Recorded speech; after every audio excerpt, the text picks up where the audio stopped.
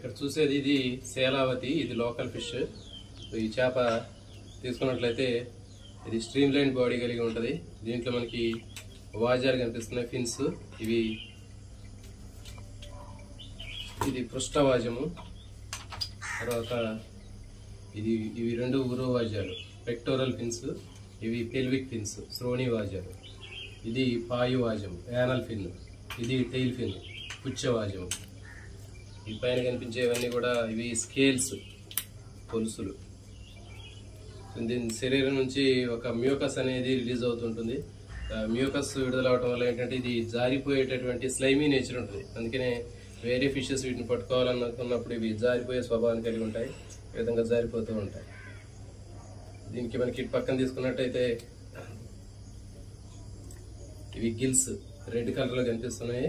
ఇవి గిల్స్, మొప్పలు అంటారు వీటిని. ఇవి ఆక్సిజన్ తీసుకుంటాయి, నీళ్లలో ఉన్నటువంటి డిజాల్వ్డ్ ఆక్సిజన్ తీసుకుంటాయి. అంటే ఫిష్ ఆక్వాటిక్ యానిమల్ కాబట్టి దీంట్లో రెస్పిరేషన్ కోసం గిల్స్ అనేవి ఉంటాయి, మొప్పలు. ఈ మొప్పల ద్వారా శ్వాసక్రియ అయితే దీన్ని బ్రాంకియల్ రెస్పిరేషన్ అని పిలుస్తారు. ఇలాంటి మరిన్ని వీడియోల కోసం ఛానల్ని సబ్స్క్రైబ్ చేయండి. Thank you for watching.